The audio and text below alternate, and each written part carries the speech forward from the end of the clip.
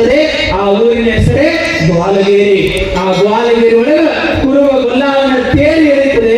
ಒಬ್ಬ ಕುರಿ ಕಾಯುವ ಹುಡುಗ ದೇವರಾಗಿ ಗರ್ಭ ಗುಡಿ ಒಳಗೆ ಕೂತ್ಕೊಂಡು ಇವತ್ತು ಲಕ್ಷ ಲಕ್ಷ ಜನ ಅವರ ತೇರು ಎಳಿತಾರೆ ಅಂತಂದ್ರ ಅವ ಏನೂ ಅಲ್ಲ, ಇದಕ್ಕೊಂದು ಜೋರಾದ ಚಪ್ಪಾಳಿ ಅಂತ ಹೇಳಿ. ಒಬ್ಬ ಕುರಿ ಕಾಯುವ ಹುಡುಗ ಈ ಜಗತ್ತಿನೊಳಗಡೆ ಲಕ್ಷ ಲಕ್ಷ ಭಕ್ತರಿಗೆ ಮಣಿದೇವರಾಗ್ತಾನ, ಆರಾಧ್ಯ ಗುರು ಆಗ್ತಾನ.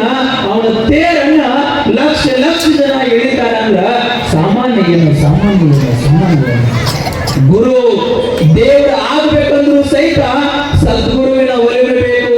ಅದಕ್ಕಾಗಿ ಹೇಳ್ತಾರೆ ನಿಜಗುಣರು, ಶ್ರೀ ಗುರು ವಚನೋಪದೇಶವನ್ನಾಲಿಸಿದಾಗಲೆಲ್ಲವುದು ನರರಿಗೆ ಮುಕ್ತಿ. ಈ ನರ ಮನುಷ್ಯರಿಗೆ ಮುಕ್ತಿ ಯಾವಾಗ ಸಿಗತೈತಿ ಅಂತಂದ್ರ ನಾವು ಗುರುವಿನ ಉಪದೇಶವನ್ನು ಕೇಳಿದಾಗ ಸಿಗತೈತಿ ಹೊರತಾಗಿ ನರ ಉಪದೇಶವನ್ನು ಕೇಳಿದಾಗ ಸಿಗಲಿಕ್ಕೆ ಸಾಧ್ಯ ಇಲ್ಲ. ಸದ್ಗುರುವಿನ ಉಪದೇಶವನ್ನು ಕೇಳಬೇಕು. ಸದ್ಗುರುವಿನ ಉಪದೇಶವನ್ನು ಕೇಳಿದಾಗ ನಾವು ದೇವರಾಗಲಿಕ್ಕೆ ಬರ್ತದೆ. ಇಲ್ಲದೆ ಇದ್ರೆ ಸಾಧ್ಯ ಇಲ್ಲ.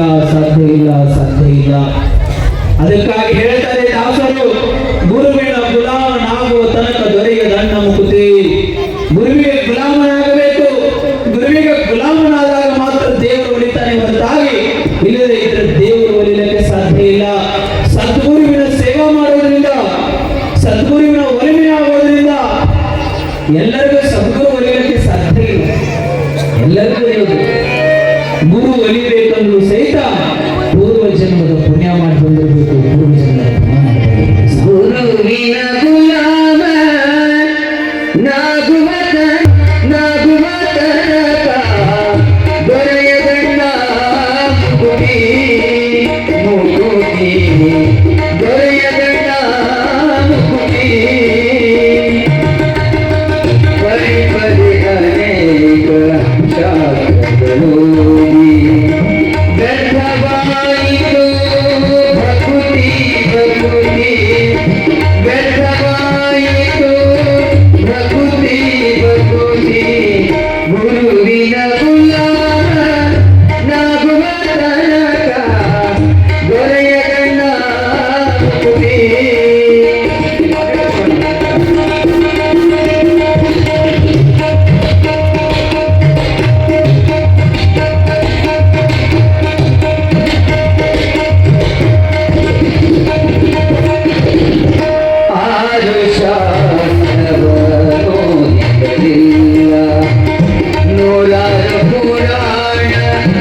ತನಕ ದೊರೆಯದಣ್ಣ ಮುಕುತಿ. ಗುರುವಿಗೆ ಗುಲಾಮನಾದಾಗ ಮಾತ್ರ ನಾವು ಮುಕ್ತಿ ದೊರೆಯುತ್ತದೆ ಹೊರತಾಗಿ ಇಲ್ಲದೆ ಇದ್ದರೆ ಮುಕ್ತಿ ದೊರೆಯಲಿಕ್ಕೆ ಸಾಧ್ಯ ಇಲ್ಲ.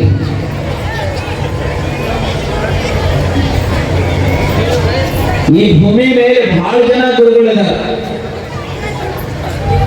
ಎಲ್ಲಾ ಗುರುಗಳು ಗುರು ಅಂದ್ರೆ ಹೇಗಿರಬೇಕು,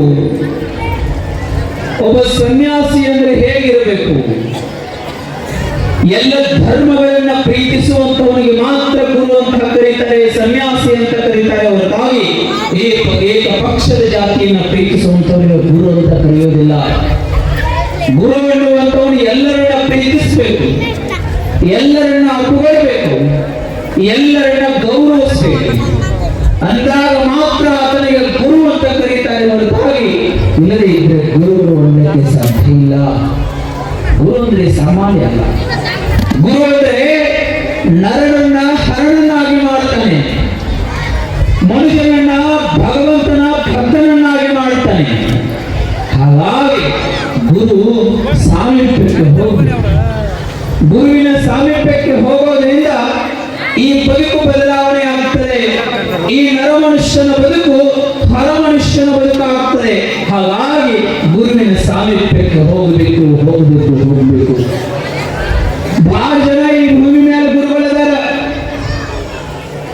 ಎಂತಿಂತ ಗುರುಗಳದಾರಂದ್ರ ಕಾಡವರದಾರ, ಬೇಡವರದಾರ. ಕಾಡದೆ ಬೇಡದೆ ಈ ಜಗತ್ತನ್ನ ಪ್ರೀತಿಸುವವರು ಅದಾರ. ಮತ್ ಹಂಗಂತೇಳಿ ಇವರು ಕೇಳ್ತಾರಂತಲ್ಲ, ಕೇಳಬೇಕಾಗ್ತದ. ಮಠ ಮಂದಿರಗಳು ನಡಿಬೇಕಾಗಿತ್ತು ಅಂದ್ರೆ ನಿಮ್ಮನ್ನ ಕೇಳಬೇಕು.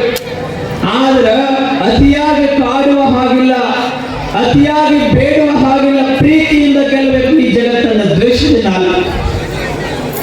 ಈಗ ಕೆಲವೊಂದಷ್ಟು ಕಡೆ ಪದ್ಧತಿ ಇರ್ತದೆ. ಏನ್ ಪದ್ಧತಿ? ಇಲ್ಲಿ ವರ್ಷಕ್ಕೆ ಒಂದು ಸಾರಿ ಆದ್ರೂ ಗುರುಗಳ ಮನೆಗೆ ಬಂದು ಹೋಗ್ಬೇಕು ಅನ್ನುವಂಥದ್ದು ಒಂದು ಪದ್ಧತಿ. ಹೌದಲ್ಲ? ಕೆಲವ್ರ ಮನೆಗೆ ಇರ್ತೈತೆ ವರ್ಷಕ್ಕೆ ಒಂದು ಸರಿ ಆದ್ರೂ ಗುರುಗಳ ಮನೆಗೆ ಬಂದು ಪ್ರಸಾದ ಮಾಡ್ಕೊಂಡು ಪೂಜೆ ಮಾಡ್ಕೊಂಡು ಆಶೀರ್ವಾದ ಮಾಡಿ ಹೋಗ್ಬೇಕು.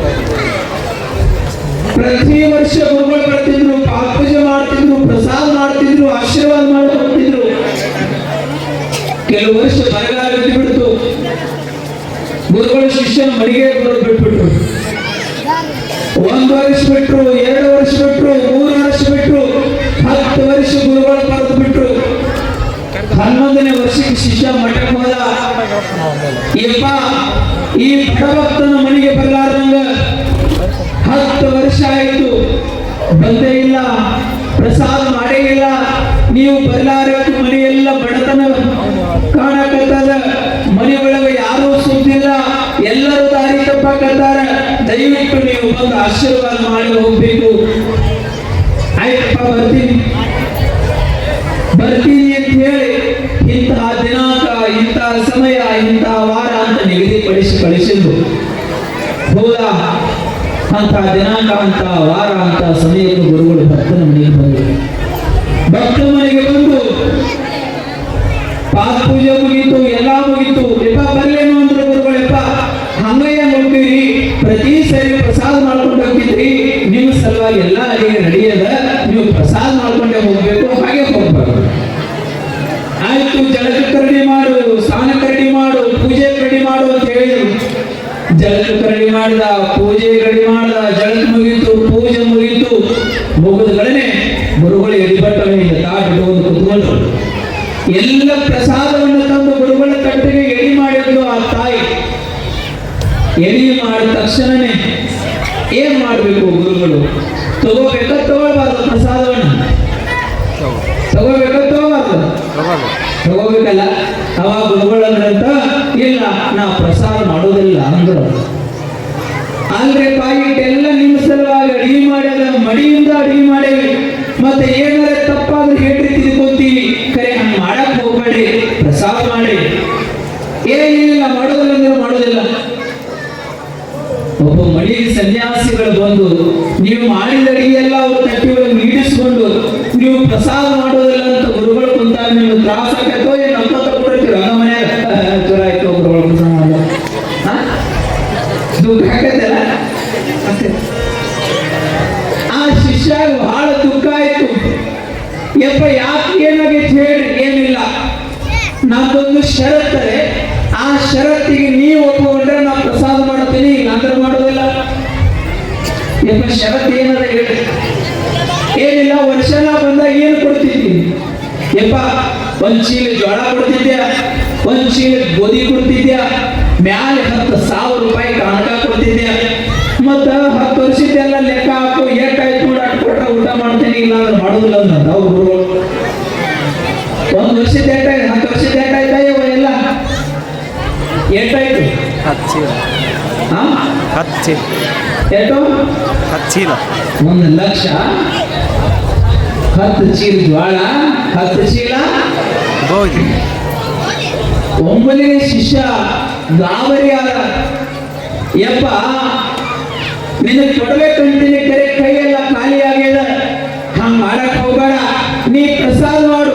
ಈ ವರ್ಷದಟ್ಟು ನಿನಗೆ ಕೊಡ್ತೀನಿ, ಮುಂದಿನ ವರ್ಷ ಬಂದಾಗ ಎಲ್ಲ ಕೊಟ್ಟು ಕಳಿಸ್ತೀನಿ. ಈ ವರ್ಷ ಬಡತನದ ಕಾಡಬೇಡ, ಹೇಳಿಲ್ಲ, ಆಟ ಕೊಟ್ಟರು ಊಟ ಮಾಡ್ತೀನಿ, ಇಲ್ಲ ಅಂದ್ರೆ ಮಾಡೋದಿಲ್ಲ ಅಂದ್ರೆ ಗುರುಗಳು. ಶಿಷ್ಯ ಅಳ್ತಾ ಅಳ್ತಾ ಪೂಜೆ ಕೊಲ್ಲಿಂದ ಹೊರಗೆ ಬಂದು ನಿಂತ. ಮಾವಳೋದನ್ನ ಗಮನಿಸಿದ್ದು ಯಾರು? ಏನ್ ಬರೀತಿದ್ರೆ ತಮ್ಮ ಶಶಿ. ಶಶಿ ಗಮನಿಸ್ತಾಳೆ, ಕೇಳ್ತಾಳ, ಮಾವ ಯಾಕೆ ಅಳಕತ್ತಿ?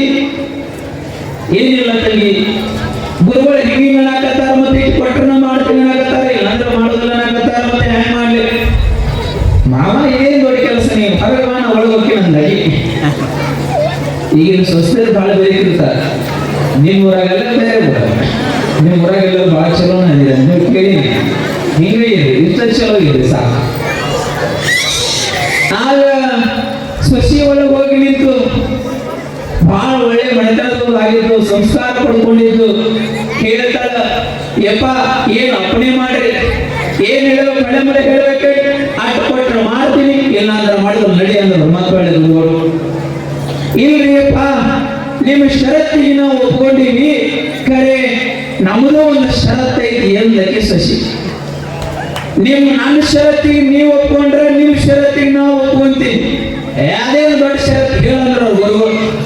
ಏನಿಲ್ರಿ ಅಪ್ಪ ನಮ್ಮ ಮತ್ತೆ ಹೇಳಕತ್ತಿದ್ದು ಒಳಗೆ ನೀವು ಬರ್ಬೇಕಾದ್ರೆ ವರ್ಷ ಗುರುಗಳು ಮನೆಗೆ ಬರ್ತಿದ್ರು ತಂಗಿ, ಬಂಧುಗಳನ್ನ ಪ್ರಸಾದ ತುಂಬಿದ್ರು ಅಂದ್ರ 10 ಹೋಳಿಗೆ ಉಣ್ತಿದ್ರು, 10 ಚಪಾತಿ ಉಣ್ತಿದ್ರು, 10 ಕಡೆಗಡೆ ಉಣ್ತಿದ್ರು, ಮ್ಯಾಲ 3 ಚಮಚೆ ಗೋಧಿ ಹುಗಿ ಹೊಡಿತಿದ್ರು, 2 ಚಮಚೆ ಅನ್ನ ಪಡಿತಿದ್ರು ಅಂತ ಹೇಳಕತ್ತಿದ್ದಳ್ರಿ. ಯಪ್ಪ ನೀವು ನಮ್ಮ ಮನೆಗೆ ಬರ್ಲಾರ್ದ, ನಮ್ಮ ಮನ್ಯಾಗ ಉಣ್ಲಾರ್ದ 10 ವರ್ಷ ಆಗೈತಿ, ನೀವು 10 ವರ್ಷದ ಒಮ್ಮಲಿಗೆ ಉಂಡ್ರೆ ನಾವು 10 ವರ್ಷದ ಒಮ್ಮಲಿಗೆ ಕೊಟ್ಟು ಕಳಿಸ್ತೇವೆ ಒಂದಾಗಿ ಸುಸಿ. ಇದಕ್ಕೆ ಭಾಳ ಚೆನ್ನಾಗಿದೆ, ಎಂತಾದ್ರೂ ಚೆನ್ನಾಗಿ ಕೊಡೋದು ಹೇಳ್ಬೇಡ್ರಿ, ಇಸ್ಕೊಳ್ಳೋದು ಹೇಳ್ರಿ ಅಂತ ಗಣನೆ ಗುರುಗಳಂದ್ರು. ದಾರಿ ಗುರುಗಳು ಏನಿಲ್ಲವ ಈ ವರ್ಷದ ಕೊಡು, ಈ ವರ್ಷದ ಮಾಡ್ಕೊಂತೀನಿ ಅಂದ್ರು ಅವಾಗ ಗುರುಗಳು. ಹಿಂಗ ಬರೀ ದಾರಿಗಳು ಲಗ್ಯವಾಗ ಪ್ರಸಾದ ಮಾಡಾಕತ್ರು, ನೀಡಾಕತ್ರು. ಹುಗ್ಗಿ ಹಿಂಗ ಎಡಿ ಮಾಡ್ಬೇಕಾದ್ರ, ಹುಗ್ಗಿ ನೀಡಬೇಕಾದ್ರ ಶಶಿ ಕೈಯಾನ ಬಂಗಾರ ಉಂಗ್ರ ಹುಚ್ಚಿ ಗುರುಗಳ ತಾಳ್ಮೆ ಬೀಜಗಳನ್ನ ಗುರುಗಳಂದ್ರು ತಂಗಿ ಘಾತ ಆಯ್ತು. ಯಾತ್ರೆ ಏನಾಯ್ತು? ಏನಿಲ್ಲ, ನನ್ನ ತಾಟಿನ್ಯಾಗ ಏನು ಬೀಳ್ತೈತೆ ಅದೆಲ್ಲ ಒಳಗೆ ಹೋಗಬೇಕು, ಹೊರಗೆ ಕೊಡಾಕ್ ಹೋಗುದಿಲ್ಲ. ಅವ್ರು ಒಳ್ಳೆ ವಿಚಾರ ಮಾಡ್ಯಾರ, ಆಗುವಂತ ಬಂದಿಲ್ಲ, ಈ ಬಂಗಾರ ಹೊಡಿಬೇಕು ಅಂತವ್ರು ಪ್ಲಾನ್.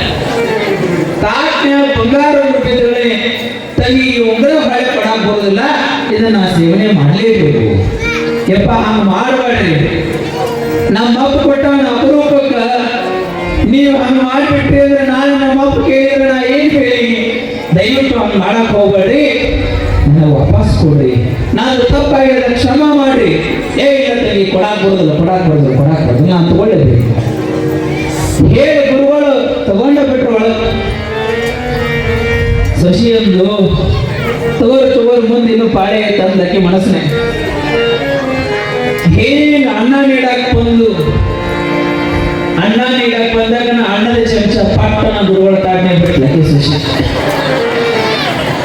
ಬಂಗಾರದಿದ್ದಾಗ ಯಾರು ಘಾತಗೈತಂದ್ರು ಗುರುಗಳ ಚಮಚೆ ಬಿದ್ರಲ್ಲ ಶಶಿ ಅಂದ್ರು. ಯಪ್ಪ ಘಾತ ಆಯ್ತ್ರಿ. ಯಾಕೆ ಘಾತ ಏನಿಲ್ರಿಪ್ಪ, ಬಂಗಾರ ಉಂಗ್ರ ಸಾನ್ ಇತ್ತು ಹೆಂಗ ಹೊಟ್ಟೆ ತಗೊಂಡ್ರಿ, ಮತ್ತೆ ಈ ಚಮಚೆ ಬಾಳ ಉಳಿದೈತಿ, ಮುರಿದಿಗಿರೋ ಕೊಂಡ್ರಿ ಅಂತ ಕೇಳಿದ್ನ ಯಾಕೆ ಶಶಿ. ಅವಾಗ ಗುರುಗಳು ತೆಗಿ ನೀನ್ ಇಲ್ಲೇ ಇತ್ತಂತ ದೌಡ್ಯ ಕೈ ಹಾಕೊಟ್ರ ಚಮಚೆ ಎತ್ತಿಡು ಕೊಡ್ತೀನಿ ಅಂದ್ರು. ಇಂಥ ಗುರುಗಳು ಇರ್ತಾರೆ ಅಂತ ಹೇಳ್ತಾರೆ. ಕಾಡುವವರ ಮಧ್ಯೆ ಬೇಡುವವರ ಮಧ್ಯೆ ಬೇಡುವವರು ಬೇಕು. ಬೇಡಾರೆ ಇವತ್ತಿನ ಸಿದ್ಧಗಂಗಾ ಮಠ ನಡೀತಾ ಇಲ್ಲ, ಬೇಡಾರೆ ವೀರಶೈವ ಮಹಾಸಭೆ ನಡೀತಾ ಇಲ್ಲ, ಬೇಡಾರೆ ವೀರೇಶ್ವರ ಪುಣ್ಯಾಶ್ರಮ ನಡೀತಾ ಇಲ್ಲ. ಬೇಡ ಕಾರಣ ನನ್ನ ಬದುಕಿಗಾಗಿ ಅಲ್ಲ, ಈ ಭಾಗದ ಬಡಜನರ ಬದುಕಿಗಾಗಿ ಯಾರ ಜೊತೆಗೆ ಹಿಡ್ಕೊಂಡು ಬರ್ತಾರಲ್ಲ ಅವರಿಗಾಗಿ ನೀವು ನೀಡತಕ್ಕಂಥ ಕೆಲಸ ಮಾಡಿ ಹೊರತಾಗಿ ಸ್ವಾರ್ಥಕ್ಕಾಗಿ ಬಂದಂತವರಿಗೆ ಕೊಡುವುದನ್ನು ಬಿಡಿ ನಡೀತದೆ. ಬಡಜನರಿಗಾಗಿ ಬೇಡಾಕ್ ಬಂದಿರ್ತಾರಲ್ಲ ಅವ್ರು ಕೊಡ್ಬೇಕು. ಯಾಕಂದ್ರೆ ಆ ಮಠದೊಳಗ ಸಾವಿರಾರು ಮಕ್ಕಳು ಅನ್ನವನ್ನು ತಿಂತಾರೆ, ಪ್ರಸಾದ ಮಾಡ್ತಿರ್ತಾರೆ, ಕಲಿತಿರ್ತಾರೆ. ಅವ್ರಿಗೆ ಆಶ್ರಯ ಬೇಕು ಅಂದ್ರೆ ನೀವು ಕೊಟ್ಟ 1 ರೂಪಾಯಿ ಒಳಗೆ ಮಕ್ಕಳು ಬದುಕು ನಡೀತಿರ್ತದೆ ಹೊರತಾಗಿ ನೀವೇ ಕೊಡದೆ ಇದ್ರೆ ಮಠ ಮಂದಿರಗಳು ಸಹಿತ ನಡೀಲಿಕ್ಕೆ ಸಾಧ್ಯ ಇಲ್ಲ. ಹಾಗಾಗಿ ಕೊಡ್ಬೇಕು ಅಂತ ಅಜ್ಜಾರಿಗೆ ಹೇಳ್ಯಾರಂತ ನಾಳೆ ನೀವು ಚಮಚೆ ಕೊಟ್ಟಿದ್ರೆ ಯಾರಿಗೆ ನಾವು ಕೊಡ್ಬೇಕು. ಸದ್ಗುರು ಕೊಡುವುದನ್ನು ಕಲಿಸ್ತಾನ, ನೀಡುವುದನ್ನು ಕಲಿಸ್ತಾನ, ಉಳುವುದನ್ನು ಕಲಿಸ್ತಾನ, ಕೊಡುವುದನ್ನು ಕಲಿಸ್ತಾನ. ಈ ಸಮಾಜದೊಳಗ ಹೆಂಗ ಬದುಕಬೇಕು ನೀವು ಅನ್ನುವಂಥದ್ದನ್ನು ಸಹಿತ ಕಲಿಸ್ತಾನ. ಹಾಗಾಗಿ ಸದ್ಗುರುವಿನ ಸಮೀಪಕ್ಕೆ ಹೋಗಬೇಕು, ಸದ್ಗುರುವಿನ ಸೇವೆಯನ್ನು ಮಾಡಬೇಕು. ನೀವೆಲ್ಲ ನೋಡ್ರಿ ಬಹಳ ಚಲೋ ಮಾಡಕತ್ತೀರಿ. ಇದು ಒಂದು ಗುರುವಿನ ಸೇವನ, ಒಂದು ದೇವರ ಸೇವನ. ಇವತ್ತ ಏನೂ ಎಲ್ಲ ಇರತಕ್ಕಂತಹ ಒಂದು ಸಣ್ಣ ಸ್ಥಳದಲ್ಲಿ ಮಳೆ ಬಂದ್ರ ಸೋರುವಂತ ದೇವರ ಒಳಗಿರ್ತಕ್ಕಂಥ ಗುರುಗಳಿಗೆ ಮರಿಗೆ ನೋಡುವುದನ್ನು ನೋಡಿ ಇವತ್ತ 5 ಕೋಟಿ ರೂಪಾಯಿ ಆಗಮನ ಗುಡಿಯನ್ನು ಕಟ್ಟಿ ಕಳಸ ಇಡುವ ಪ್ರಯತ್ನ ಮಾಡಕತ್ತೀರಲ್ಲ, ಇದಕ್ಕಿಂತ ದೊಡ್ಡ ಸೇವಾ ಯಾವುದೂ ಇಲ್ಲ. ಇದೇ ದೊಡ್ಡ ಸೇವಾ, ಇದೇ ದೊಡ್ಡ ಮಾಡ್ರಿ. ಎಲ್ಲರ ಕಡೆಯಿಂದ ಸಾಧ್ಯ ಇಲ್ಲ, ಮಾಡ್ರಿ. ಇವತ್ತು ಊರಾಣವಷ್ಟೆಲ್ಲರೂ ಒಂದಾಗಿ ನಿಮಗೆ ಹೇಳ್ಬಿಡ್ತೀನಿ, ನೀವು ಊರಾಗ ರಾಜಕಾರಣ, ಎಲ್ಲ ಊರಾಗ ರಾಜಕಾರಣ ಮಾಡೋರು ಇರ್ತಾರ, ಎಲ್ಲ ಊರಾಗ ಜಾತಿ ಭೇದ ಮಾಡೋರು ಇರ್ತಾರ. ನೀವು ಒಂದ್ ಮಾತು ಹೇಳ್ತೀನಿ, ಈ 5 ದಿನ ಆಗ್ಲಿ, ಈ ಪ್ರವಚನ ಮುಗಿದ ಮೇಲಾಗ್ಲಿ, ನಿಮ್ಮ ರಾಜಕಾರಣ, ನಿಮ್ಮ ಜಾತಿ ಅನ್ನುವಂಥದ್ದು ಏನೇ ಇದ್ರು ಅದು ಮನೆ ಹೊಸ್ತಲದ ಒಳಗೆ ಇಟ್ಟುವರೆ ಹೊರತಾಗ ಮನೆ ಹೊಸ್ತಲದೊಳಗೆ ಯಾವತ್ತಿಗೂ ರಾಜಕಾರಣ ಮತ್ತು ಜಾತಿಯನ್ನು ತರಲಿಕ್ಕೆ ಹೋಗಬೇಡ್ರಿ, ಜಾತಿಯನ್ನು ತರಲಿಕ್ಕೆ ಹೋಗಬೇಡ್ರಿ. ಅದು ಯಾವುದು ರಾಜಕಾರಣ, ಜಾತಿ ಯಾವುದು ಶಾಶ್ವತ ಅಲ್ಲ. ನೀ ಈ ಜಾತಿ ಓದಿ, ಇವ ಬಹಳ ಕೆಳಮಟ್ಟದ ಮದಾನ, ಇವ ಬಹಳ ಮೇಲ್ಮಟ್ಟದ ಮದಾನ ಅಂತ ಹೇಳಿ ಯಾರಿಗಾರೆ ಬಂಗಾರದ ಪೆಟ್ಟಿಗೆ ಮಾಡಿ ನಡೆದಾಗ ಹೋದಾರ ಏನು ಮುದ ಬಾಳುಗಳು ಸೌಕರ್ಯ ಮನೆಯಾಗ ವಿಚಾರ ಅಂತ ಯಾರಿಗೆ ವಿಚಾರ, ನಿಮ್ಮ ಮನೆ ಯಾವ ವಿಚಾರ ಅನ್ರಿ? ನೀವು 10 ಅಂತಸ್ತು ಬಂಗಲೆ ಕಟ್ಟಿದ್ರು ಸಹಿತ ನಿಮ್ಮನ್ನು ಒಯ್ದು ಸ್ಮಶಾನದೊಳಗ ಮುಚ್ಚುತ್ತಾರ ಹೊರತಾಗಿ ಮನೆಯಾಗ ಮುಚ್ಚುವುದಿಲ್ಲ, ಮನೆಯಾಗ ಮುಚ್ಚುವುದಿಲ್ಲ, ಸಾಧ್ಯ ಇಲ್ಲ. ಹಾಗಾಗಿ ಎಲ್ಲವನ್ನ ಮರಿರಿ, ಕೇವಲ ನಿಮ್ಮೂರೊಳಗೆ ಇಟ್ಟೇ ಇರಬೇಕು. ನಮ್ಮ ತೆರೆ ಒಳಗ ಜಾತಿ ಬೇಡ, ರಾಜ